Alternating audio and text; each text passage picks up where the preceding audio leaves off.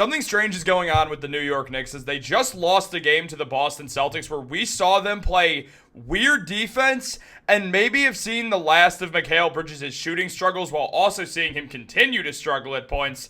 We're going to break this all down. What's up, guys? Welcome back to Knicks Digest. It's Chris here, and we're going to jump right into the video. But real quick, guys, one thing, make sure to subscribe to the channel. It really does help us out way more than you think. But we're here to talk about the New York Knicks as there's been some weird stuff going on. And the Boston Celtics just put an inhumane amount of threes on the New York Knicks, exactly 29, tying the all-time record set by the Milwaukee Bucks. And most of this went down in the first half of the game where we saw the New York Knicks go out there and just get smoked defensively. It's nothing else. It's not the fact that Mikal Bridges was missing shots in the first half. It's nothing. It's the fact that what happened was Karl-Anthony Towns didn't fully take advantage at earlier parts of the game of posting up more now that he's the center. But it's also really just the fact is the Knicks just allowed the Boston Celtics, who already were as hot as ever from three, literally one of their best, if not their greatest shooting game under this roster, this core. And the Knicks did not do anything to stop it. Like, not did they not try to run the Celtics off the line. They didn't guard the Celtics at points. There were offensive rebounds by the Celtics, which the Knicks just watched them get open threes off of. The highest percentage of threes, they come off of offensive rebounds, of open threes, that is. Like, made open threes, the most you're getting, it comes from an offensive rebound. The Knicks allowed the Celtics to get a good amount of offensive rebounds at 11, and it led to kickouts and more threes. I mean, everyone shot well outside of Sam Hauser, who still shot 2 for 7. And, I mean, Tatum, 8 for 11. Al Horford, 3 for 5. Drew Holiday, hitting his shots. Derek White, 6 for 10. Brown, 5 for 9. Every single player everyone on the Celtics just hit threes. That's just what happened tonight. And the Knicks, look, sometimes when you're the Celtics and you have one of, if not the best offense in basketball, and also just are the best team in the NBA, sometimes you just play better than all the other teams, and sometimes if you're one of the best shooting teams in basketball, the Celtics are the best shooting team in basketball, sometimes you're going to be unbeatably hot from three. Now, the Knicks, they would have lost this game had they played good defense, but they didn't play good defense. They played bad defense all game. They didn't defend anyone. For some reason, Mikal Bridges was on Jason Tatum, which feels weird because Tatum was just moving through Mikal Bridges with his strength. Something that he tried to do to OG Anunoby once, and it caused Tatum to take a terrible shot, and OG to stop Tatum from scoring. Like, Tibbs was making very weird decisions tonight by his head coaching standards. Usually he knows what he's doing on defense. Tonight was just a horribly coached game by Tom Thibodeau. And then looking at the Knicks, I mean, OG did not play well. Mikal Bridges played horribly in the first half and then was great in the second half. We saw Jalen Brunson be Jalen Brunson. We saw Karl-Anthony Towns show flashes, but also the fact is they had Drew Holiday on him. The Celtics were having Drew Holiday guard Karl-Anthony Towns, and what happened? Towns did not post up. Towns should have had the most shots this game because Drew Holiday should have been on him. And here's the deal. He can body Drew Holiday. He's 7 feet tall. Holiday's 6'4". I get if you're afraid to put the ball on the floor around him, but if you just protect yourself and do what a skilled big man does, and Karl-Anthony Towns is a skilled big man, literally won the skills competition before.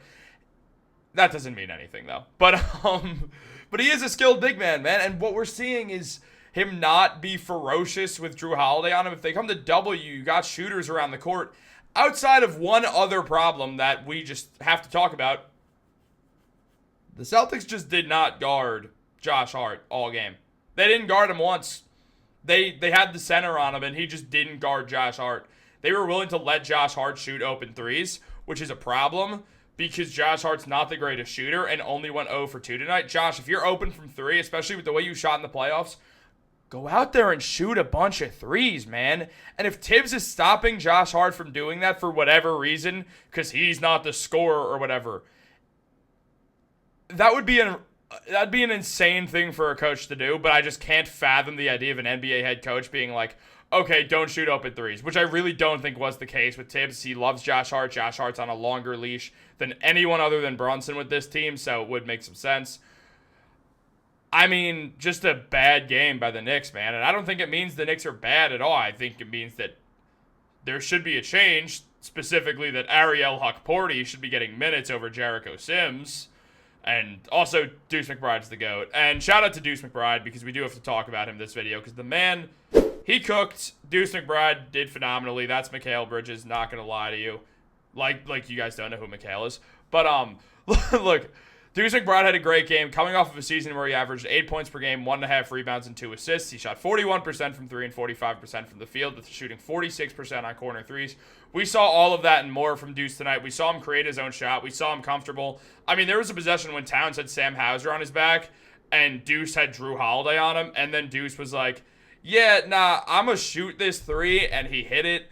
I mean, Deuce McBride just had an absolutely astounding game tonight. Looks like he can win Most Improved Player and Sixth Man of the Year. Obviously an overreaction to one game, but Deuce seemed to have Boston's number tonight when no one other than Jalen Brunson did.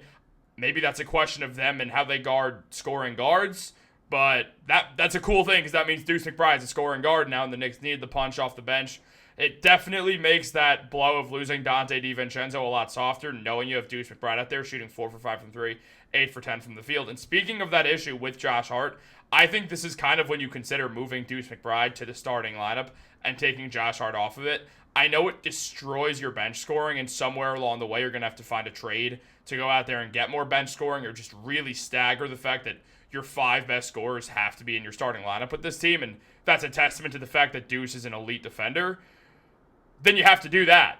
Like, that's just what has to happen, because if Josh Hart's not going to shoot threes, and if no one's going to guard him from out there, then that's what you got to do. There's really nothing around that. There's no way to deal with that.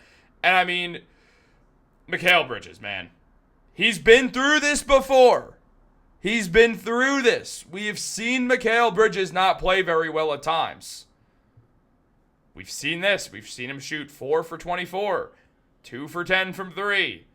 The man, if I'm not mistaken, I think started 0 for 20 that game, or 0 for 19 or something like that. He had a rough start to that game. He's had multiple slumps. Look, here's the deal, guys. You ask any Brooklyn Nets fan last year, how is Mikal Bridges? They're going to tell you that he went through a lot of shooting slumps. Sometimes Mikal Bridges goes through shooting slumps. It doesn't matter at the end of the day as long as he gets back to who he is, though. That's what matters, is that he can be a guy who could shoot 37+% from 3, something he's done every single year of his career, outside of maybe his rookie year, but no, I'm pretty sure he did. You could fact check me in the comments if you want. And then also 40% on corner threes. The man's a good shooter. I get it. He has a weird new jump shot. It does look worse. That's not lost on me. It's also not lost on me that sometimes Mikal Bridges has struggled to shoot the ball. The man has been through this before, and he's going to be through it again. I've talked about this enough that I don't want to do a whole 4 or 5 minutes on it. No one needs that. Just look at these numbers. All throughout different parts of Mikal Bridges' career, he's had games where he can't hit the ocean. He has streaks when he's bad. I mean, last year with the Nets, 2 for 25 from 3 between 2 games. Mikal Bridges goes through slumps. The thing is, he gets out of them. That's not new. He's done that. I mean, yeah, it was more common on the Nets, as you could see, but it's also the fact of, well, that's also the most shots he's missed per game. It's different when it's field goal percentage. You see more of the Suns.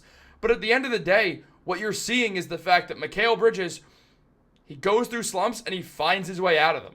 He's going to be fine, and all this rhetoric that Mikal Bridges is just not a good trade anymore and all that stuff, throw that out the window. I think this whole game has to be thrown out the window by the Knicks.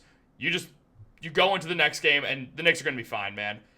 It wouldn't be shocking if they start 15-15 to start the year, or something along those lines of being around 500 the first few games of the season. It's not going to last. They're going to be just fine. Stop worrying. Go Knicks.